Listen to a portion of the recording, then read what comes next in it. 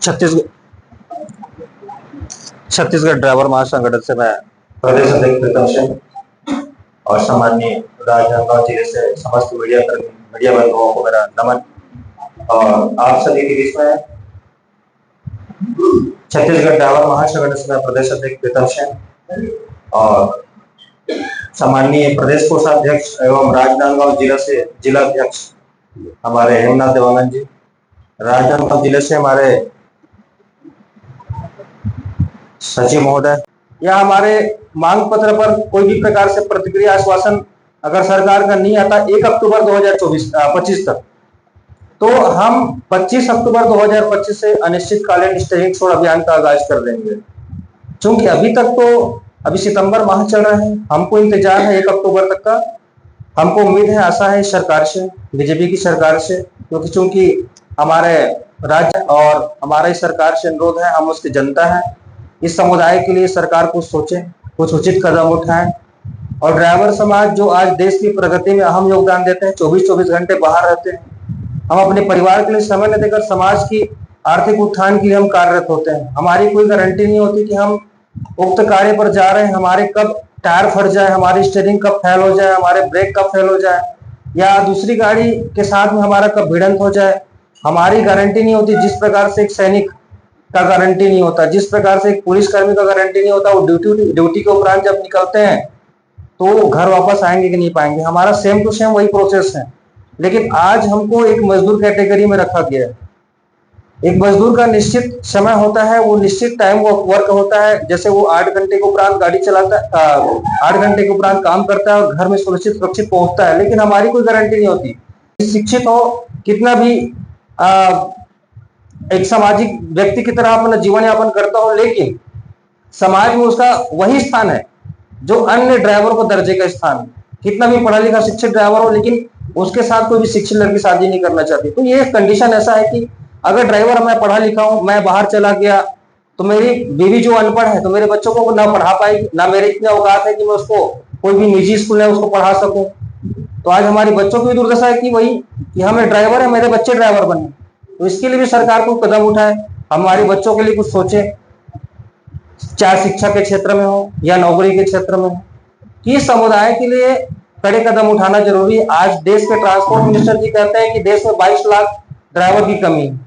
माननीय नितिन गडकरी जी जो संसद भवन में बोले थे, एक प्रश्न का सवाल देते हुए और जवाब देते हुए, कि ड्राइवर की स्थिति बहुत बदहाल है और उसके लिए केबिन, ऐसी एयर कंडीशन केबिन बनाने की आज जरूरत आन पड़ी है। सिर्फ एयर कंडीशन केबिन बना देने से ड्राइवर की समस्या हल नहीं होगी। हम भारतीय ड्राइवर हैं, यहाँ की रोड, यहाँ की प्रतिकूल परिस्थितियां यहाँ विदेशों से काफी अलग है। विदेश की ड्राइवर की ड्यूटी अलग है, यहाँ की ड्राइवर की ड्यूटी अलग है। आप विदेश के ड्राइवर को यहाँ अगर लाकर चलाएंगे तो वो 2 घंटे में गाड़ी छोड़कर भाग जाएंगे, ऐसा हालात है। रोड्स को बना देने से ड्राइवर की समस्या हल नहीं हो पाती। ड्राइवर की समस्या है, उसको विशेष कानून का संरक्षण के दायरे में रखा जाए, उसकी परिवार के लिए वेलफेयर बोर्ड बनाया जाए, उसके लिए वेलफेयर बनाया जाए। यहाँ तक कि मैं कहता हूँ कि हमारा दुर्घटना में एक्सीडेंट हो जाते हैं, उस एक्सीडेंट के उपरांत में मोटर मालिक भी हाथ खड़े कर देते हैं। मोटर मालिक किसी प्रकार से हमारा हालचाल पूछने तक हमारे पास हॉस्पिटल में नहीं आते कि वो किस प्रकार कंडीशन में, किस प्रकार उसका शरीर में जख्म लगा है, चोट लगा है। आज हमारे परिवार में इतने पैसे नहीं होते कि हम किसी निजी हॉस्पिटल में जाके उसको इलाज कराएं। ना ही शासन के द्वारा कोई उचित प्रावधान किया गया है। इसीलिए हमारी जो मांग है कि हमारे जो कमर्शियल लाइसेंस है, हम जिस लाइसेंस के आधार पर हम गाड़ी चलाते हैं, गाड़ी का परिचालन करते हैं, उस लाइसेंस पर सरकार के द्वारा एक व्यवस्थित तरीके से इंश्योरेंस की व्यवस्था की जाए।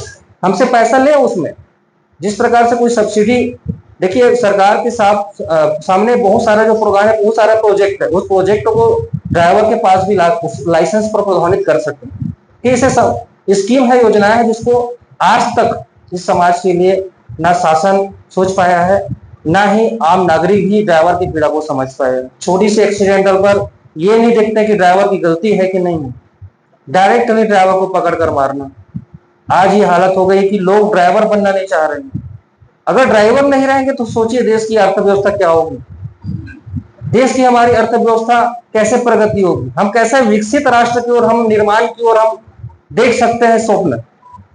आज हम तो विकासशील राष्ट्र की ओर और हमारा जो तरक्की का प्रावधान है, हम कहते हैं कि अब विश्व में हमारा नंबर आगे जा रहा है, आगे जा रहा है, लेकिन देश के अहम योगदान देने वाले, देश के आंतरिक सैनिक, देश की तरक्की में अहम योगदान देने वाले इस सैनिक की आज स्वयं हमारे केंद्रीय ट्रांसपोर्ट मिनिस्टर नितिन गडकरी जी कहते हैं कि 22 लाख ड्राइवर की कमी। ये 22 लाख ड्राइवर आज की कमी है उसके प्रावधान के अनुसार से। मैं कहता हूं कि आप रोड पर चलते होंगे, आपको हेल्पर नजर नहीं आता होगा रोड पे। आज ऐसे ऐसे कंडीशन है, जिस प्रकार से एक कोई भी अकुशल व्यक्ति को आप बड़े गाड़ी का परिचालन कर देगा, वो एक्सीडेंट करेगा ही करेगा। आज जिस प्रकार से दुर्घटना में वृद्धि हुई है, नशे और अकुशल ड्राइवर की वजह से ही। पहले क्या होता था, हम कंडक्टिंग करते थे, 3 साल हमको कंडक्टिंग कर रहे, प्रशिक्षण हमको दिया जाता था, हम अपने उस्ताद से सीखते थे रोड की परिस्थितियां क्या होती है, रोड में कैसे चलना है, वहां पर भौगोलिक स्थितियां क्या है, जनसंख्या कितनी होती है, गति कितनी स्पीड पे चलानी है, सारा सिस्टम एक अनपढ़ ड्राइवर भी हमको समझाता था रोड की स्थितियों को चलाने के लिए। लेकिन आज लाइसेंस का इस प्रकार से घोषित कर देना सरकार के द्वारा, देख रहे हैं ना, कोई भी गाड़ी चलाने आता हो या ना आता हो, उसको ट्रैफिक रूल्स अधिनियम उसको मालूम है कि नहीं, उसको लाइसेंस दे दिया जाता है और वो 4 दिन में ड्राइवर बन जाता है, 4 दिन में वो गाड़ी निकालता है। हम देखते हैं रोड पर कि ट्रैफिक ऐसा व्यवस्था होता है जहां पर उसको यू टर्न लेना या राइट टर्न लेना, एंटी टर्न कैसे देना है, रोकना कैसे है गाड़ियों को, बीच रोड पर कहीं ब्रेक मार देना, ऐसे कई जो कारण है जिसके एक्सीडेंट का कारण बनते हैं। लेकिन आज देखा जाता है कि हैवी व्हीकल्स को आज गलती बनाया जाता है। तो ये मैं कहता हूं कि पूरा सिस्टम आज देखा जाए, इसको सुधारात्मक दृष्टिकोण में लाया जाए।